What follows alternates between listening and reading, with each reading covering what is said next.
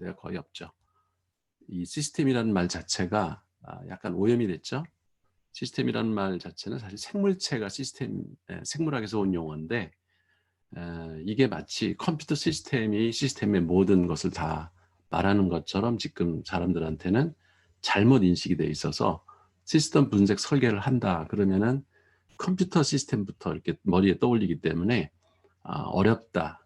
그 다음에 이거는 컴퓨터 내부를 들여다봐야 되는 기계적인 문제 아니냐. 뭐 이런 잘못된 생각들을 합니다. 근데 뭐 이 과목 그 내용을 교과서를 봐도 그렇지만 실제 뭐 프로그래밍을 하고 그런 부분은 극히 일부고 마지막에 일부 하고 더구나 이 시스템 설계 과목에서는 프로그램을 짜지 않습니다. 설계도만 작성하는 그런 과목이고요. 그래서 여기 시스템이라는 말이 그냥 일반 조직을 얘기하는 거다.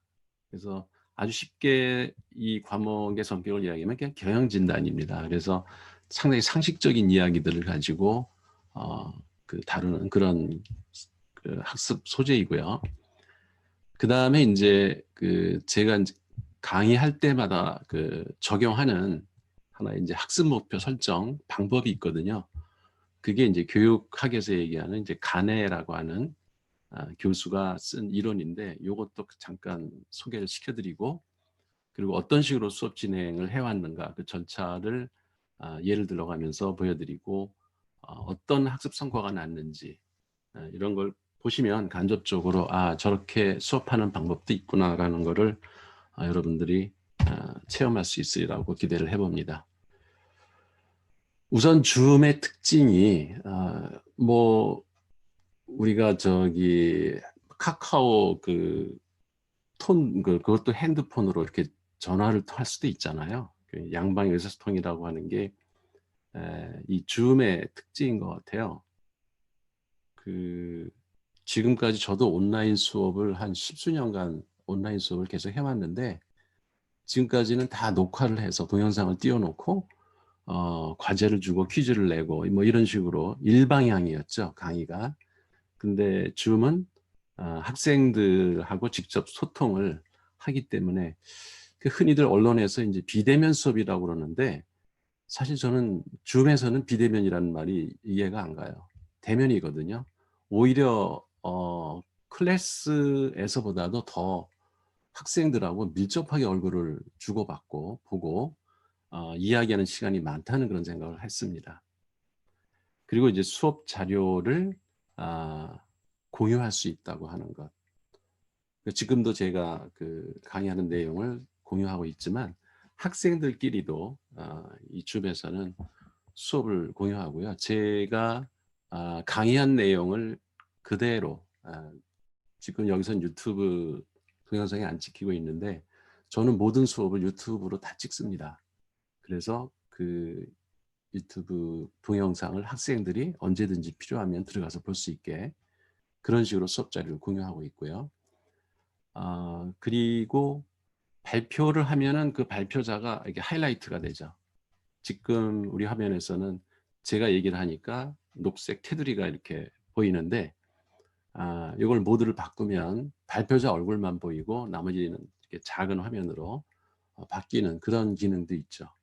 그래서 이런 게 좋은 것 같아요. 그러니까 음성 인식 기능이 있다는 얘기죠. 음성을 인식해서 발표자의 얼굴을 이렇게 확대해서 보여주는 기능이 있다고 하는 것. 이게 또 좋습니다. 그래서 학생들이 발표를 하면은 그 학생의 얼굴이 이렇게 하이라이트 되는 그런 장점이 있다고 하는 것. 그리고 이제 강의 내용은 지금도 기록하고 있는 걸로 알고 있고요. 그래서 본인도 자기 강의를 모니터링 할 수 있고 학생들도 원하면 그 강의를 다시 볼 수 있고 그런 게 이 줌의 좋은 장점 중에 하나가 아닌가 하는 생각을 합니다. 그리고 참가자들의 그 음성과 비디오를 통제할 수 있다. 저는 거의 제 수업에서는 학생들이 지금 많은 분들이 그냥 이름만 띄워놓고 얼굴은 안 보여주시는데 저는 학생들에게 이거는 디지털 매너가 아니다. 발표하는 사람은 얼굴을 보여주는데 듣는 사람은 이름만 보여준다는 거는 상호간의 예의다 아니다 이렇게 해서 모든 학생 얼굴이 다 비디오로 보이라고 하고요. 그리고 이제 음성을 발표할 때 음소거를 해제하고 발표하도록 그런 기능을 사용하고 있습니다. 그리고 이제 채팅 기능도 이제 있고요. 그 다음에 이제 플립드 러닝 하면 이제 거꾸로 교실 뭐 이런 식으로 번역이 되기도 하는데, 글쎄 그게 올바른 번역인지는 잘 저도 모르겠습니다. 그리고 일부 그 교수님들하고 이렇게 대화를 하다 보면 플립드 러닝 하면은 학습 자료를 미리 학생들에게 예습을 시키고, 그리고 이제 수업 시간에 진도를 좀 빨리 나가게 하는 방법이 아니냐. 근데 사실 뭐 예습이라고 하면은 이건 초등학교 때부터 우리가 학교에서 늘 선생님들한테 들어왔던 얘기 아닙니까? 복습과 예습을 해라. 근데 그런 개념으로 생각하면 플립드 러닝을 좀 일부만 이해하고 있는 거죠. 그리고 이제 사전 학습을 시킨다고 하는 것. 그러니까 이런 것들이 합쳐진 게 플립드 러닝의 교수 학습법이 아닐까. 근데 제일 중요한 것은 자기주도적 학습. 여기서 이제 영어를 자기주도적이라고 할 때 self directed learning, 뭐 directed learning 이렇게도 할 수 있지만 그거보다는 저는 self paced learning, 그러니까 페이스를 학생 스스로가 이렇게 맞춰가는, 그러니까 학습 진도를 학생마다 경험이 다르고 지식이 다르고 지적 능력도 차이가 날 수 있기 때문에 에, 그 진도가 다를 수가 있거든요. 근데 우리 클래스룸에서는 그걸 감안하지 않죠. 그냥 학생들이 우리 그 강의의 수준을 맞추기도 사실 힘들지 않습니까? 너무 쉽게 가리키면 좀 똘똘한 애들이 좀 지루해하고, 또 너무 빨리 진도를 나가고 좀 고수준으로 가리키면 뭐 포기하는 학생들이 생기고, 그래서 그렇게 다중을 상대로 하는 오프라인 강의에서는 그게 문제인데, 이 플립드 러닝에서는 그 스스로 자기 진도를 맞출 수 있도록 그 교재 학습 자료들을 미리 제공해서 필요한 사람은 뭐 두 번, 세 번을 보고 와도 되고, 뭐 심지어는 안 보고 와도 내용을 안다면은 굳이 그 사전 학습을 할 필요가 없는 거죠.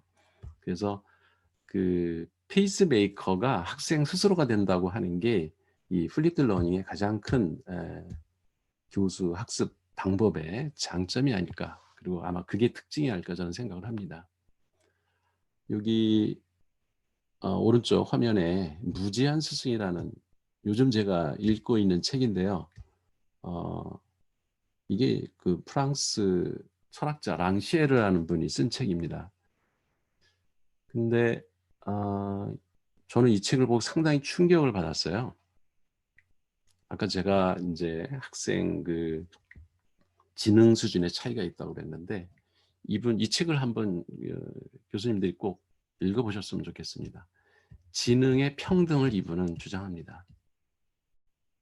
그러니까 그 사람이 갖고 있는 지식은 축적된 그 양에 따라서 다르겠지만, 어떤 현상, 물리적 현상이나 뭐 사회적 현상이나 이런 현상, 그리고 사물, 이런 것들을 인지해서 이해하고 학습할 수 있는 인간의 기본적인 능력에서는 차이가 없다. 그런 얘기를 합니다. 근데 이 책을 읽어보면 상당히 설득력이 있어요. 저도 그래서 지금은 이 책을 읽고부터는 학생의 그 지능의 평등을 믿기 시작했어요. 그리고 이제 중요한 게 스승과 제자의 그 종속적 관계에서 해방해야 된다.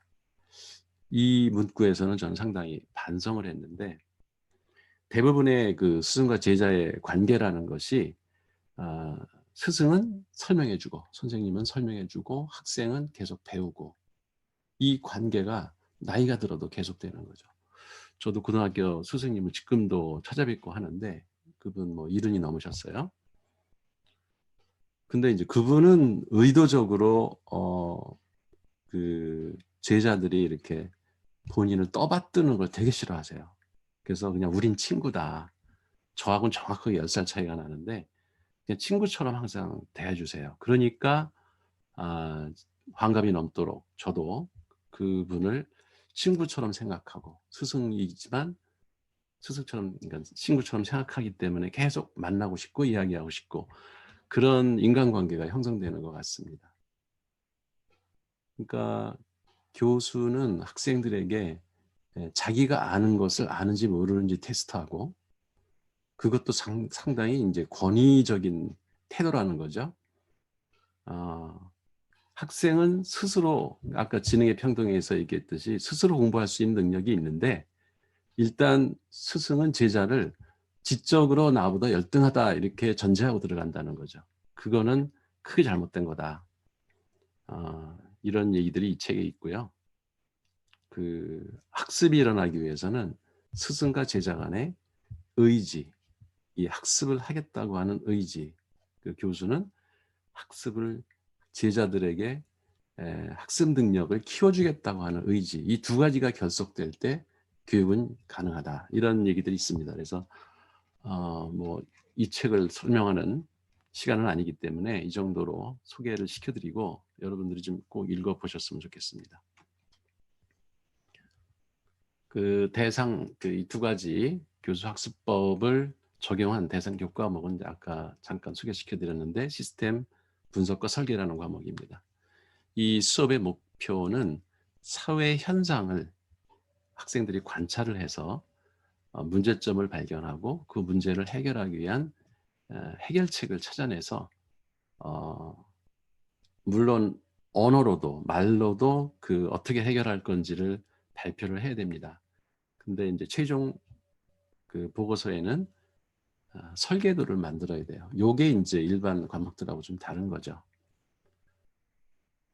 그래서 제가 이제 잡은 수업의 목표라는 게 사회 현상 모델링 능력을 향상시킨다. 근데 지난번에 작년에 제가 했던 그 교수학습법 강좌를 한번 들어보신 분이 있으면 모델링이라는 말씀을 그 기억을 할 텐데 처음 듣는 분도 있을 것 같아서 간단히 모델링에 대한 말씀을 드릴게요. 이거는 제가 2016년에 이제 쓴 책에 있는 내용입니다. 그 이후에도 이제 모델이 조금씩 바뀌어서 이게 최근에 완성된 그림인데 여기 보면은 주체가 있고요. 가운데. 그리고 왼쪽에 객체가 있고 오른쪽에 모델이 있습니다.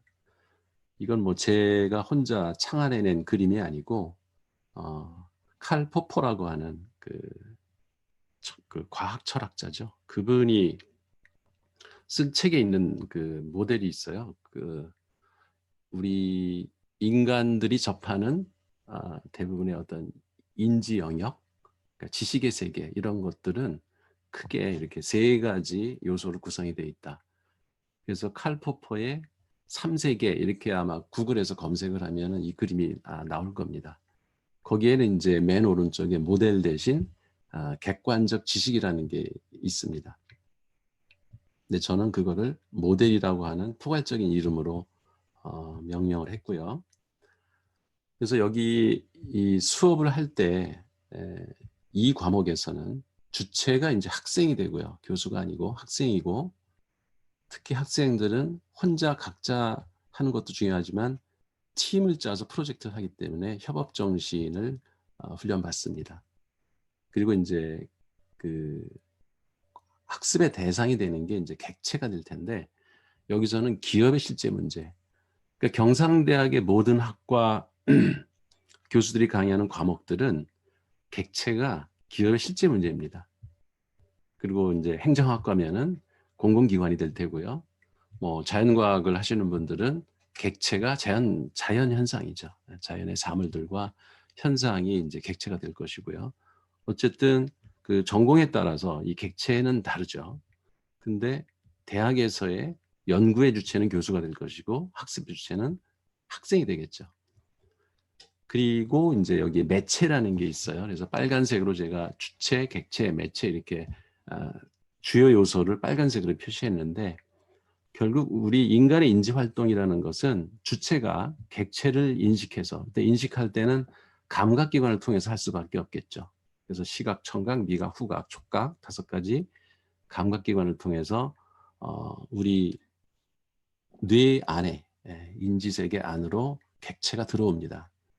그때 그 들어올 수 있는 능력, 그러니까 외부 세계를 받아들일 수 있는 능력을 감성이라고 합니다. 감정과는 다른 거죠. 감성이라고 하고 거기까지는 언어가 별로 필요 없어요. 그래서 이 언어를 표시한 서클, 원을 보면 여기 감성에는 표현이 안 돼 있죠. 포함이 안 돼 있고요. 근데 우리 주체, 인간 뇌 속에는 이 언어가 있어요. 제가 지금 말하고 있는 것은 이미 머릿속에 구성되어 있는 추상적인 어떤 언어 체계가 있기 때문에 제가 말을 할 수 있는 거거든요. 그럼 밖으로 나오면 이제 소리하고 결부가 돼서 말이 되는 거죠. 그걸 글로 쓰면 문자로 쓰면 이제 글이 되는 거고요. 그래서 거기까지는 그러니까 감성 영역까지는 외부 세계가 들어오더라도 언어가 필요 없이 그냥 직감적으로 이 뇌에 이미지가 생깁니다. 그걸 이제 감각 인상이라고 그래요. 임프레션. 감각 인상이라는 게 우리 뇌에 남고 그 중에 이제 일부 기존에 자기가 갖고 있던 경험이나 지식 이런 기억이 있겠죠. 그 기억과 결합이 돼서 이 범주화를 시작합니다. 칸트가 하는 얘기죠. 이게 이제 범주화라는 말을 써서 구분을 하는 거죠. 이게 크건지 작은지 옳은지 틀린지 먹어도 되는지 먹으면 안 되는지 이런 분별을 하기 시작하면 그 능력을 이제 지성이라고 하는 것이고 그 이후에 이제 지성을 작동시키면 뇌에서는 지식이 형성되죠. 그리고 이제 거기서부터 새로운 뭔가를 추출해내고 창의적으로 새로운 생각을 만들어내고 하는 이런 작업들은 이성이 하는 영역이고요. 이게 전부 칸트가 한 용어들입니다. 그래서 감성, 지성, 이성이라고 하는 영역을 통해서 머릿속에는 심상이 형성돼요. 멘탈 이미지가 형성되면 우리 머릿속에는 지식이 쌓이는 거죠. 그리고 여러 가지 노하우, 경험, 지혜 이런 것들이 이제 머리에 쌓이게 되는데 여기까지는 많은 사람들이 일상생활에서 하는 거지만은 이걸 바깥으로 끌어내는 작업, 이 언어가 안에 있는 언어를 바깥의 매체를 통해서 끌어내야만 이게 이제 객관적 지식이 되거나 상품이 되거나 무슨 제품이 되거나 아이디어가 되거나 예술 작품이 되거나 뭐 건축물이 되거나 이렇게 산출물이 나오게 되죠. 그거를 통틀어서 저는 이제 모델이라고 명칭을 한 겁니다. 그래서 인간의 지적 활동이라는 것이 한마디로 얘기하면 모델링이다. 그래서 제가 이제 모델링 이론이라는 걸 만들었고요. 저는 모든 학습에 모델링 이론을 적용해서 학습을 시키고 있고 저희 학과 교수님들도 상당히 동조를 해서 모델링 이론에 근거해서 저희 학과 커리큘럼도 많이 바뀌었고요. 그 틀에 따라서 이 과목을 이제 해보면 아까 주체가 학생이고 객체는 기업의 실제 문제고요. 그래서 이제 authentic learning 이거 좀 이따 다시 설명을 할게요. 그러니까 가상의 문제는 교과서에 많은데 대부분의 그 수업 시간에 저도 뭐 대학 다닐 때 수업 시간에 선생님들, 교수님들이 보여주는 예는 다 가짜 예였지 실제 문제가 아니었습니다. 근데 그렇게 되면 학습 동기가 잘 안 일어난다는 것이 학습 이론에서 이제 거의 요즘에 뭐 다 증명이 된 얘기고 미국에서도 이런 authentic learning이라 그래가지고 실제 문제를 학생들이 다뤄야 학습의 동기를 더 확실하게 느끼고 왜 자기가 이 공부를 해야 되는지 알기 때문에 훨씬 흥미도도 높고 집중도도 높다. 뭐 이런 연구들이 있습니다. 그래서 저도 제 과목들은 거의 실제 문제를 다루는 걸로 소재를 선정을 합니다. 그리고 이제 여기서 매체가 8가지가 있는데 이거는 제가 뭐 고고학 책부터 언어학 책 모든 것들을 다 뒤져봐서 인간이 쓰는 표현 매체가 뭐가 있을까 해서 이제 원시 언어와 문명 언어로 구분을 했고요. 원시 언어라는 거는 체득해서 우리가 갖고 태어나는 표현 수단들입니다. 거기에는 이제 소리가 있고 몸짓이 있고요. 그리고 그림, 그리고 물질, 그리고 일부 구술 능력 이런 것들이 이제 원시 언어고 인간이 인위적으로 만든 언어 이걸 이제 문명 언어라고 한다면 이제 문자, 구술 언어, 수식, 프로그래밍 언어 이렇게 4가지가 있고요. 그래서 8가지 언어 중에서 우리가 선택을 하는 거죠. 우리 그 심상을 바깥으로 표현하기 위해서 근데 이 과목에서는 주로 쓰는 언어가 세 가지입니다. 그래픽 언어, 구술 언어. 그러니까 말을 엄청나게 많이 프레젠테이션 수업을 시키는 거죠. 그리고 이제 보고서를 쓰기 위해서 문자를 써야 되고 이렇게 세 가지 언어 매체를 동원해서 이 수업은 이루어지고요. 그리고 이제 산출물, 이게 이제 모델이죠. 이 학생들이 생산해내는 모델은 제안서라는 것이 있고 학기 초에 이제 이걸 합니다. 한 달 내에 어떻게 제안을 하는지를 가르쳐주고, 근데 그것도 제가 직접 수업 시간에 하는 게 아니라 대부분은 이미 동영상으로 다 찍어놓은 거를 보고 학생들이 이제 제안서를 내라고 합니다. 근데 그 제안서의 내용은 실제 팀이 기업에 가서 임원들하고 인터뷰를 해가지고 문제를 찾아내도록 합니다. 그래서 그 문제를 제대로 설정했는가를 제가 모니터링 해주는 거고, 그러면 그 문제를 그쪽 기업의 그 임원들도 자기네들이 뭐 기업치고 문제 없는 회사가 없죠. 그러니까 여러 가지 문제를 얘기할 때 그 중에서 학생들의 수준에서 해결할 수 있는 문제가 뭔가, 그리고 기업 입장에서는 그 중에서 가장 시급한 문제가 뭔가, 이런 거를 이제 선정하는 과정을 거칩니다. 그래서 그 문제를 어떻게 해결할 건지를 이제 학교에 와서 다시 재코칭을 받으면서 학생들이 문제를 해결해 나가는 과정. 그리고 문제를 해결하면 어떤 기대 효과를 볼 수 있겠다. 그런 제안서를 내고요. 그 다음에 이제 중간중간 거의 매주 그 진도 보고서를 내고 발표를 하게 합니다. 그리고 이제 최종적으로 기말에 그 학기 동안에 그 수정했던 그런 중간 보고서들을 전부 제안서 합쳐가지고 재본을 해서 기말 보고서를 내는 거가 이제 학생들이 만들어내는 다 이게 이제 모델들이고요. 그리고 이제 고객을, 대부분의 수업의 고객은 교수예요. 학생들이 주체적으로 자기네들이 생산한 산출물을 평가하고 보는 게 교수인데, 저는 그렇게 해가지고서는 오센틱 러닝이라는 게 일어나지 않는다. 그래서 대상 기업의 그 임원들, 처음에 자기네들이 문제점을 알려줬던 그 기업체 임원들에게 이 보고서를 갖다 주라고 합니다. 그리고 평가를 받아오라고 하죠. 이런 식으로 이제 고객을 저뿐만 아니라 실제 기업의 임원들이 학생들이 지금 작업하고 있는 걸 보고 있다라는 그런 이제 작업 환경을 만들어주는 거죠.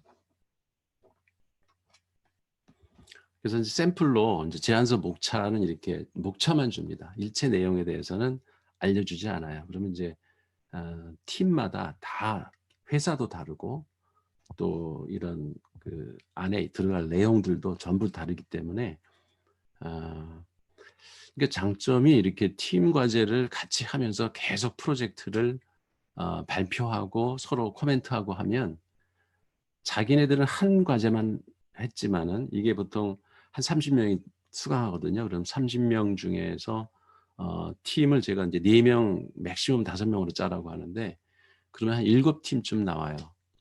그러면 한 학기 동안 학생들은 7개 실제 기업의 과제를 간접 체험을 합니다. 그리고 자기네 프로젝트는 직접 체험을 하는 것이고요.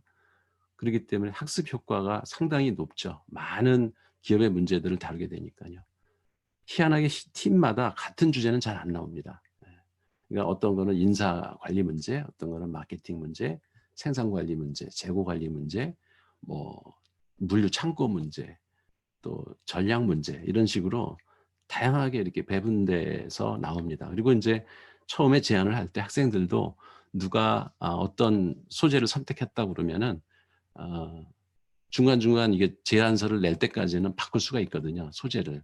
그러니까 자기네들이 알아서 이렇게 준비해놨던 다른 소재로 바꿉니다. 그러다 보니까 그 과제 주제가 그 중복되는 경우는 별로 없어요. 그래서 제안서 목차를 이렇게 주고요. 그리고 이제 모델링 산출물, 이거 말고도 이제 보고서에는 많은 것이 포함되어야 되지만 최소한 이 9가지 설계도, 이것들도 다 그래픽 모델들입니다. 그림으로 그리는 건데 이거를 제출하라고 기본 그 산출물 목록을 주죠. 그러면 이제 학생들이 여기서 뭐 기능도 배경도 뭐 ERD 이런 게 전부 생소하죠. 처음에는. 근데 이거를 수업 시간에 강의를 제가 안 합니다. 다 스스로 동영상을 찾아서 공부를 하든지 제가 만들어 놓은 동영상을 봐도 좋고 유튜브에서 이걸 검색을 해서 또 다른 강사나 이런 사람들이 강의해 놓은 거를 봐도 좋고 어쨌든 이 기능들이 어떻게 이 그런 그림을 그리는가 방법론은 학생들 스스로 공부하게 합니다. 요거 부분이 이제 플립드 러닝 부분인 거죠. 그리고 이제 간해 교수가 그 학습 설계 하는 방법을 제시한 그 논문이 있습니다. 이거를 보고 저는 항상 수업 설계를 하는데, 학습 범주라는 게 이제 간에는 5가지로 보통 봅니다. 언어 정보라는 게 있고, 태도 영역이 있고, 지적 기능, 그리고 운동 기능, 인지 전략. 이렇게 이제 5가지. 그래서 운동 기능이란 번역이 좀 그런데 모터 스킬입니다. 영어로는. 그러니까 사람이 몸을 움직이는 그 기능 면에서도 학습이 일어나야 된다는 게 이제 간의 이론에 포함이 되어 있습니다. 그래서 저도 그건 상당히 동의를 하거든요. 실제 뇌과학 연구에서 보면은 이 수동적으로 눈으로만 이렇게 책을 읽거나 아니면 누가 말하는 거를 귀로 그냥 듣기만 하면은 그게 기억이 뭐 한 20분만 지나도 감소하기 시작해가지고 몇 시간이 지나면 8시간인가요? 지나면은 뭐 20%만 안 남고 대부분의 기억이 사라진다고 합니다. 근데 그거를 소리내서 읽거나 즉 운동을 하는 거죠. 그러니까 말하는 것도 운동하는 거죠. 이게 뇌에서 출력은 사실 움직이는 것밖에 없거든요. 외부에서 신호가 들어오면은 전기 신호잖아요. 뇌에서 일어나는 일들이.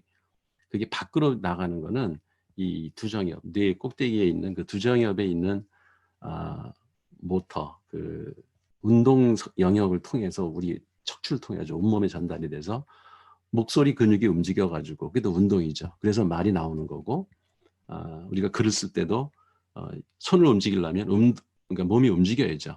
그래서 이 운동 기능이라고 하는 게 그런 걸 의미하는 겁니다. 그러니까 인지 활동은 결국 결과물이 운동하고 결부돼야지 기억에도 오래 남고 학습이 활발하게 일어난다고 하는 것. 그런 아마 배경에서 이분이 이거를 학습 범주에 포함시킨 것 같습니다. 그 언어 정보 부분에서 제가 이제 학습 대상으로 삼은 것이 이런 시스템 분석 설계를 하려면 중요한 핵심 개념들이 있습니다. 원칙이라는 게 있고요. 또 규칙도 있고 여러 가지 그 자건 뭐 이런 용어들이 있죠. 전문 용어들.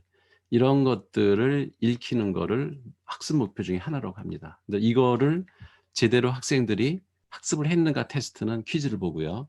그리고 이제 발표 도중에 질문을 통해서 확인을 하죠. 그래서 그게 제대로 이해가 됐으면 뭐 그냥 지나가고요. 잘못됐을 경우에는 그거를 하나하나 고쳐주면서 이제 수업을 진행하는 거죠.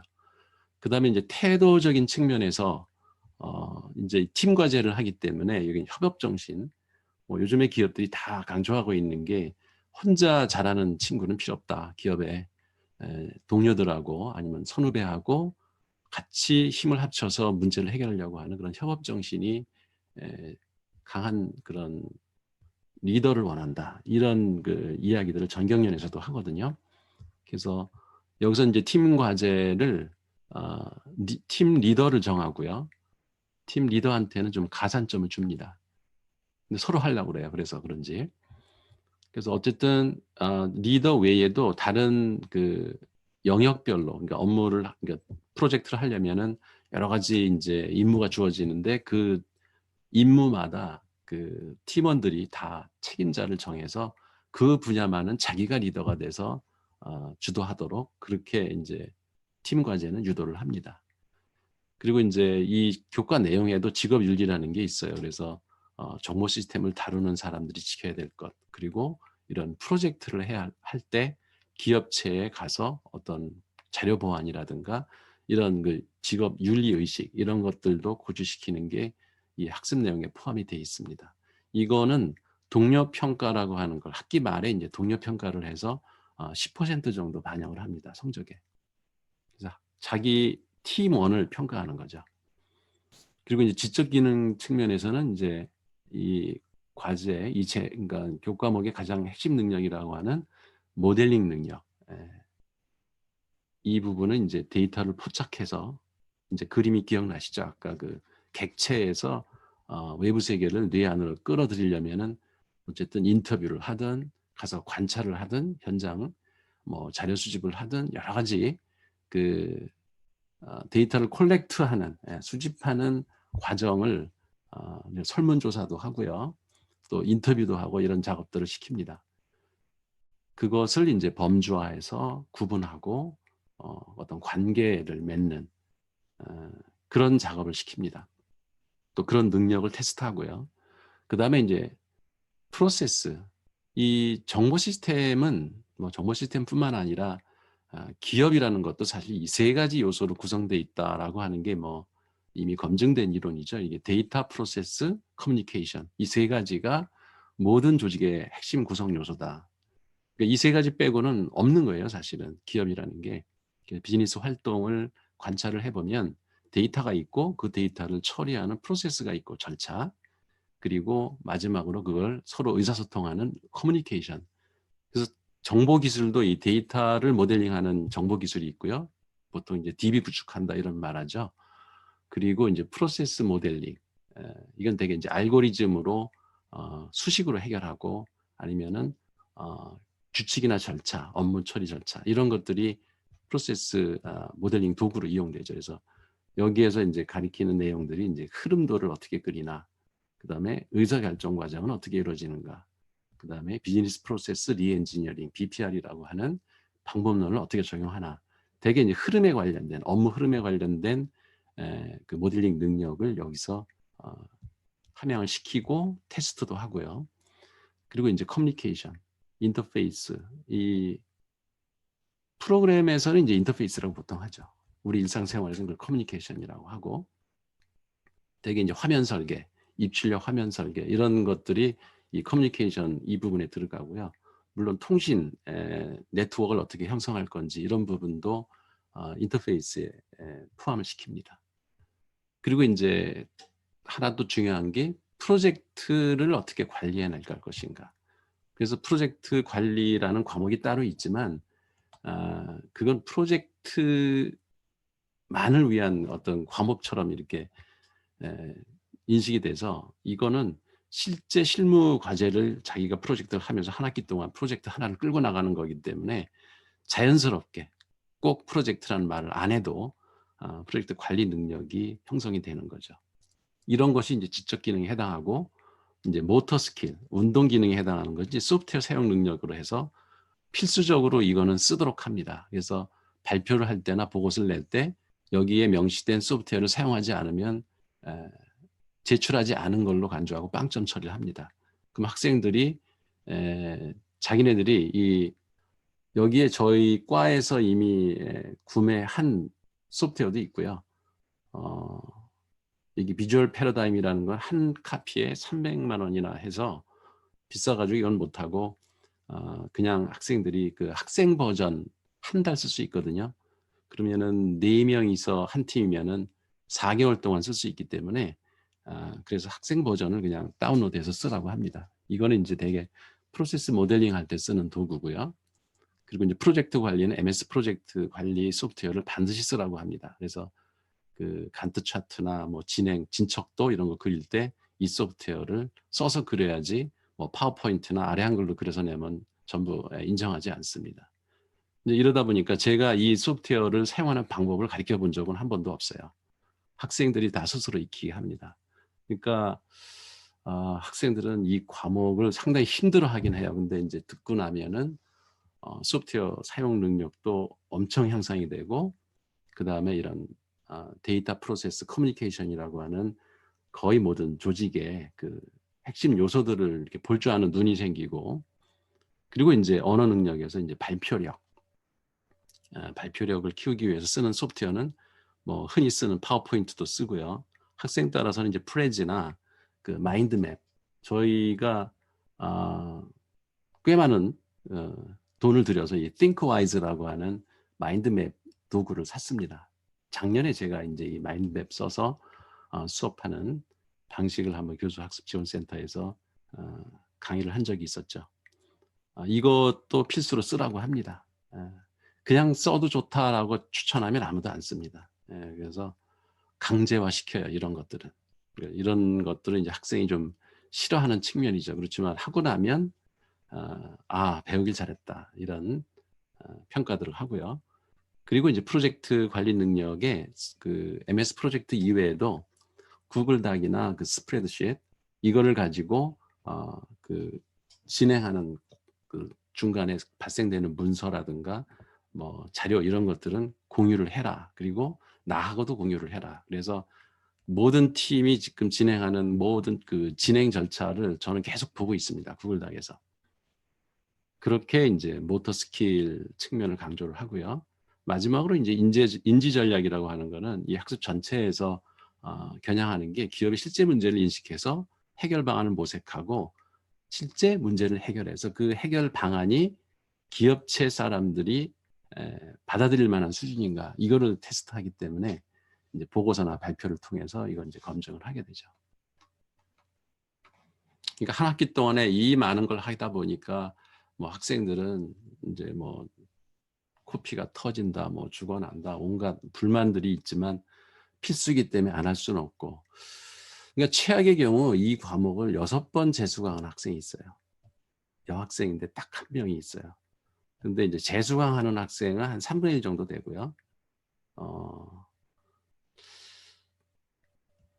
근데 이번 학기에 제가 이 그 과목을 성공 사례로 발표하게 된 거는 이번 학기엔 한 명도 탈락하지 않았다는 겁니다. 정말 신기한 일이 벌어진 거예요. 그러니까 학기 초만 해도 상당히 걱정을 했어요. 이게 기업체를 선정해서 과연 그렇지 않아도 이 대면 모임을 금지하고 있는데 3월 초만 해도 그게 상당히 심각하지 않았습니까? 근데 학생들을 보고 팀을 짜서 기업체 가서 자료를 수집해 와라고 하는 게 이게 윤리적으로 이게 가능한 일인가 저도 걱정을 했고 그래서 이제 가상 예제를 제가 만들어 놓은 것들이 있거든요. 그래서 그 세트를 몇 개를 준비하고 있었어요. 그래서 학생들이 이렇게 기업체를 선정하거나 이런 자료 수집이 현장에서 힘들면 그 가상 주제를 해라. 한 학기 동안 놀 수는 없으니까. 그랬는데 신기하게 그 개강하자마자 팀을 짜라 그랬더니 이미 다 과제를 선정을 해놨더라고요. 대부분 팀들이. 그러니까 이 과목이 얼마나 힘든가를 알기 때문에 선배들로부터 들어서 그 수업 들으려면 기업체는 선정해야 되고 팀을 짜가지고 들어가는 게 유리하다. 이런 소문들을 다 들은 모양이에요. 이게 3학년 과목이라서 이제 학교 생활에도 익숙하고 그 정보 수집을 다 한 거죠. 그래서 그런지 거의 전 팀이 두 반 다, 그러니까 전부 한 14개 팀이 전부 다 기업체를 선정을 해서 팀을 짰더라고요. 그래서 제가 안도의 한숨을 쉬었고, 그래도 이거는 제가 그 거의 몸으로 부딪혀가면서 코칭을 해야 제대로 성과물을 낼 수가 있는데 이 줌으로 과연 그게 할 수 있을까 걱정을 했는데 아까 말씀드렸던 그 플립드 러닝의 어떤 장점 그리고 이 줌이라고 하는 온라인 시스템의 강점이 오히려 학생들에게 더 유리했다. 학생들 평가는 그렇게 학기 말에 이제 얘기를 대부분 학생들이 했습니다. 그리고 제가 28년을 강의했는데요. 이 과목을 지금까지 28년 동안 그 보고서, 기말 보고서의 퀄리티는 이번 학기가 최고였습니다. 누굴 보여줘도 괜찮을 정도로. 그리고 이게 동영상으로 지금 다 공개가 돼 있어가지고 기업체에서도 일부 보는 저희 이제 그 가족 기업에서는 임원들이 이걸 봐요. 그러면서 자기네들 직원 그 학습 교재용으로 쓰겠다. 그래서 쓸 테면 써라. 이제 지금 그러고 있거든요. 그러니까 그 정도로 퀄리티가 보장이 됐어요. 그러니까 기업체에서 보더라도 우리 학생들이 한 그 프로젝트 과제가 성과가 쓸만한 그 해결책을 제시했다. 이런 정도 평가를 받아서 제가 상당히 기분이 좋았죠. 그 수업 진행 절차는 이제 학기 초에 첫 주에 그 오리엔테이션을 하죠. 뭘 할 건지 대부분 학생들은 알고 들어옵니다. 그리고 이제 성적 평가 기준을 어떻게 비중을 할까? 이거는 저도 이제 기본 가이드라인이 있지만 학생들하고 이제 협의해서 조정을 합니다. 그리고 이제 팀 구성을 옛날에는 제가 가나다 순으로 이렇게 했더니 자포자기하는 팀이 되게 많이 나오더라고요. 4명밖에 안 되는 팀에서 2명만 협조를 안 해도 그 팀은 안 돌아가요. 그러니까 자발적으로 자기네들이 그 팀을 구성하게 하는 게 이런 형태의 과제에서는 제일 적합한 것 같아요. 그래서 팀 구성은 다 스스로 하게 합니다.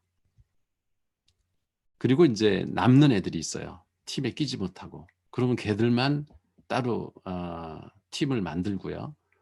그리고 제가 좀 특별 관리를 해줘요. 왜냐하면 걔들이 서로 서먹서먹한 관계고 또 이렇게 사회성이 좀 떨어지는 애들이 주로 그 팀에 들어가기 때문에 팀이 형성을 잘 못합니다. 팀워크를. 그래서 그 팀은 제가 특별 관리를 좀 하죠. 소규모, 그러니까 여기 소회의실이라는 게 있잖아요. 줌에. 거기 들어가서 걔들만 따로 관리하기도 하고. 그러면 학기가 이렇게 시간이 지나면 적응을 합니다.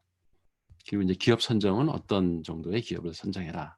뭐 예를 들어서 조그만 구멍가게, 무슨 뭐 빵집 이런데 하면은 이게 조직이고 뭐고 분석할 게 별로 없거든요. 그 간단해서 쉬울 것 같지만 오히려 쓸 게 없어서 더 힘들다. 그러니까 적어도 종업원이 한 10명 이상 되는 중소기업, 또 기업이 너무 크면 그 회사 문제 어떻게 다 파악을 하는가. 그러니까 그럴 때는 한 부서만 뭐 물류 창고 한 군데만 가서 분석을 하든지, 대기업의 경우에 이제 그렇게 선정을 해라 이런 식으로 이제 가이드라인을 줍니다. 그게 이제 첫 시간에 하는 거고요. 그리고 이제 시스템 분석 설계 이론을 전부 강의를 해놔서 유튜브에 다 올려놨습니다. 그래서 제가 이제 개설한 강신철 TV라는 유튜브 채널이 있습니다. 여기에 가면 이제 동영상 학습을 할 수 있게끔 해놨죠. 제 말이 믿기지 않으시면 한번 직접 시행해 보시기 바랍니다. 이게 유튜브에 있는, 예를 들어서 뭐 중요한 건 이제 데이터 모델링이라는 게 아까 이제 데이터 모델링이 있었죠. 이 기업의 데이터들 간의 관계가 어떻게 형성되는가, 다른 말로는 데이터베이스 모델링이라고도 해요. 그리고 이런 데이터 간의 관계를 나타내는 그림을 ERD라고 하고. 그러니까 이제 이게 어려운 내용이기 때문에 이해하려면 어떤 학생은 뭐 20번 들었다 이렇게 후기를 쓰는 학생도 있어요. 근데 이게 클래스룸 이전 수업에서는 플립드 러닝을 안 하면 한 번 하고 지나가기 때문에 이게 데이터 모델링만 해도 사실은 한 학기 내내 해도 제대로 이해할까 말까 하는 어려운 내용이거든요. 근데 그거를 한 1, 2주에 해버리니까 클래스룸 수업에서는 그 이해 못하고 넘어가는 애들이 많죠. 그러니까 과제에서 계속 틀리고 학기 말이 돼도 제대로 된 그림 하나 못 그리고 이런 경우가 발생을 하는데, 이번 학기에는 철저히 이게 플립드 러닝 방식을 적용할 수밖에 없었고, 줌 수업 때문에. 그리고 이제 유튜브에 올려놓으니까 이제 학생들이 여러 번 반복해서 들으면서 자기 그 역량에 따라서 횟수가 달라지겠죠. 그렇게 해서 이제 이해하고 그리니까 이제 옳은 그림들이 나왔던 거죠. 그리고 이제 퀴즈는 거의 매주 수시로 보고요. 특히 이제 개념들이 자꾸 새로운 것들이 나오고 이런 툴들을 사용했는가 안 했는가를 테스트하는 그런 퀴즈 문제들이 있어서 퀴즈는 거의 매주 봅니다. 그리고 이제 1차 보고서 그 제출을 그게 이제 제안서죠. 예. 그래서 이 제안서 작성하는 것도 보통 일이 아니거든요. 근데 되게 5주차 때 이제 제안서를 제출하게 합니다. 그러니까 4주 동안에 이제 이 과목 내용, 성격 이런 걸 익히고 기업체에 가서도 대부분의 데이터는 수집을 했고 인터뷰를 해서 어떤 문제를 회사가 안고 있는지도 파악을 했고 그걸 어떻게 해결할지에 대한 해결책도 어느 정도 이제 설정이 된 상태에서 이제 보고서를 제출하는 거죠. 이제 그 과정에서도 제안서를 제출하기 전에도 계속 중간에 어떤 기업을 선정했는지 발표해라. 그리고 어떤 문제를 발견했는지 발표해라. 이렇게 계속 발표를 하죠.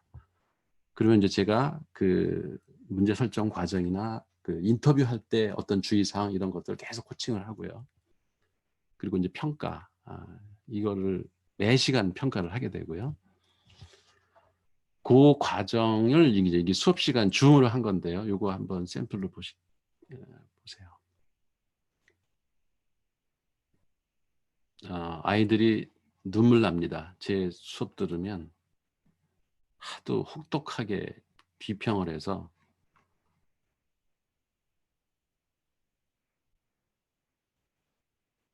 이게 제안서 평가한 거거든요. 수학 분석으로는 강점에는 다양한 인재 구성으로 생물 사업 분야 진출이 용이되고 약점에는 직원 고령화 현상이나 승진 적체 현상 심화, 정보 등 지침에 의한 채용 제도 경직이 있습니다.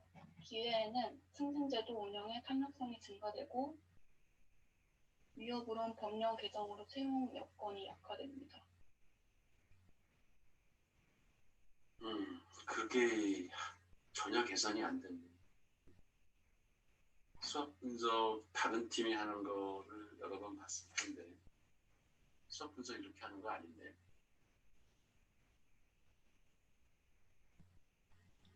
이 여학생들 울기도 해요. 분석했어? 여기 분석한 게 하나도 없거든.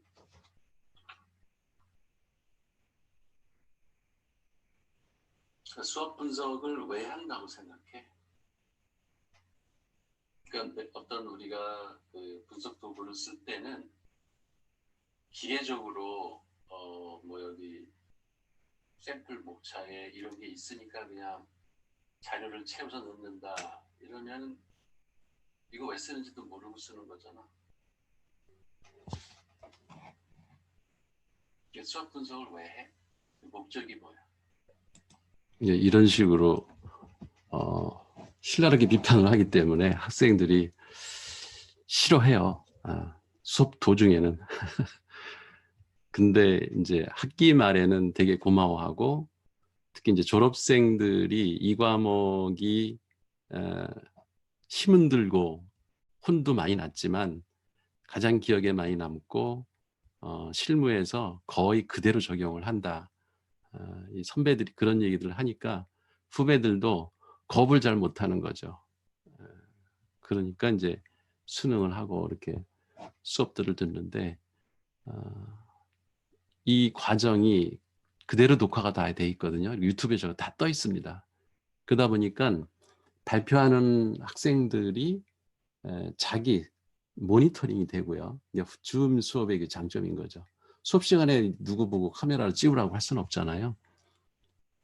그동안의 수업은 대부분 다 사라졌죠. 근데 이 지난 학기 수업은 이렇게 다 기록으로 남았고 학생들이 이 수업을 듣는 동안에도 보겠지만 내년에 이제 봄학기에 다시 개설이 되면 후배들은 그때 수업을 듣는 학생들은 이거를 볼 겁니다. 선배들이 어떻게 수업 시간에 깨졌나 이거를 아주 적나라하게 보고 자기네들이 준비를 하겠죠.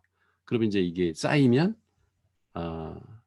어떤 식으로 발표를 해야 되고 어떻게 프로젝트를 진행해야지 제대로 평가를 받는구나 하는 어떤 그 라인이 형성되겠죠. 저는 그걸 기대합니다. 그런 식으로 이제 수업을 진행하고요. 또 한 학기 내내 저러고 있습니다. 그리고 보고서는 보고서대로 따로 제출하는 거지 그걸 뭐 따로 시간을 주고 그러진 않습니다. 그러니까 주말이 바쁘죠. 학생들이 이 보고서 계속 쓰느라고. 그리고 수정 후 2차 보고서 제출하게 하고 최종 보고서를 취합해서 제출하게 학기 말에 하고요. 그것도 또 발표하게 하고. 평가 요소는 이제 동영상 청취하는 거, 이게 출석 자동 체크가 되잖아요. LMS에서. 그게 10%. 그리고 이제 중간 보고서가 25%, 발표가 40%. 발표 비중이 상당히 높습니다. 왜냐하면 발표 내용에 이미 그 학생이 개념을 얼마나 이해했는지, 툴을 얼마나 제대로 잘 적용했는지 이런 것들에 대한 평가를 다 거기서 하기 때문에 발표 평가 점수가 높습니다. 그리고 기말 보고서의 비중이 20%, 그리고 동료 평가가 5%, 어떤 때는 10% 그러는데 지난 학기에는 5% 적용했습니다. 마지막으로 이제 학습 성과라고 하는 게 중도 탈락률이 제로라는 거로 이런 기적이 일어났습니다. 지금까지 죄송합니다. 중도 탈락이 안 된 학기가 한 번도 없었어요. 28년 동안. 많게는 뭐 10명 가까이 중도 탈락하는 학생도 있고 팀 전체가 그냥 통째로 그만 포기하는 경우도 있고 그랬었는데 이번에는 한 팀도 탈락하지 않았고 그리고 이제 그 팀원들 간에도 가끔 갈등이 일어납니다. 근데 이번에는 그런 갈등 사례가 보고된 적이 없어요. 그래서 이게 교수를 만나기 힘들어서 그 얘기를 안 한 건지. 근데 중요한 건 성과지 않겠습니까? 기말보고서 그 품질이 다 올라갔고 한 명도 탈락하지 않고 끝까지 갔다는 거. 그래서 성적이 역대 가장 좋게 나갔죠. 이번에 또 학교에서도 잘 주라고 그래서 최고의 성적을 줬고요. 수업 집중도는 이 플립드 러닝만큼 학생들을 못 졸게 하는 그 강의 방식이 없는 것 같아요. 제 생각에는. 왜냐면 이름을 다 화면에다 보고 짚어가면서 너 뭐 이렇게 짚어서 질문을 하니까 아무도 못 졸더라고요. 그리고 자기가 하고 있는 거를 저는 이제 얼굴 다 비추라고 하니까 일거수일투족을 다 보고 교수가 앉아 있다고 생각을 하니까 학생들 입장에서는 좋을 수가 없죠. 그래서 수업 집중도가 상당히 올라가더라는 것. 그리고 최종 보고서 이게 이제 한남대에서 25년이고요. 다른 학교에서도 강의한 게 있어서 전체는 한 28년 됩니다. 기업체의 이제 학과를 홍보하는 데 도움이 됐고요. 실제 가족 기업들이 이 강의 영상 자료를 지금 보는 임원들도 있어요. 학생 수업 만족도가 되게 낮을 줄 알았는데 더 올라갔고요. 그러니까 이게 성공 요인이 뭘까 생각을 해봤습니다. 그랬더니 다른 팀이 하는 거를 그 실제 클래스 수업에서는 자기 팀만 발표하면은 다른 팀이 하는 거에는 별 관심이 없어요. 근데 이 줌 수업은 이상하게 질문도 많이 하고 다른 팀이 한 거에 대한 평가도 적극적으로 참여하고 물론 이제 평가하면은 제가 되게 가산점을 준다고 하니까 이제 그런 면도 있었겠지만 어쨌든 다른 팀을 평가하고 관찰하는 이게 전체적인 자기네들의 역량을 키우는데 좀 도움이 됐던 게 아닌가 그런 생각을 해보고요.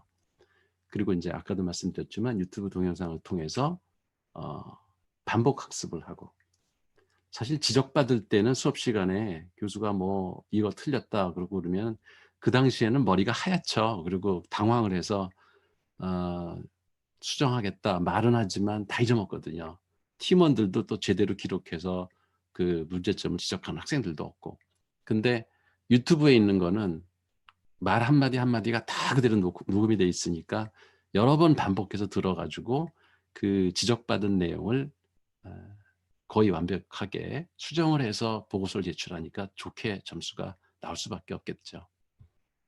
그리고 이제 실제 기업 문제, 아까 이제 authentic learning이 일어났기 때문에 학생들에게 동기 유발이 됐고요. 그거야 뭐 이제 뭐 이번 학기만의 문제는 아니었고, 그리고 이제 학습 능력에 따라서 진도를 조절할 수 있는 그 개별 학습이 가능했다. 이건 이제 프리드 러닝의 장점이죠. 그게 결국은 자기주도 학습에 효과를 발휘했다고 하는 거고요. 이 모든 강의 자료들은 제 그 유튜브 강신철 TV에 다 있습니다. 여러분 아직 오늘 구독자가 220명이었더라고요. 5명 늘었어요. 며칠 사이에. 여러분들도 좋아요 눌러주시고 구독해 주세요. 여기까지 제 오늘 준비한 강의는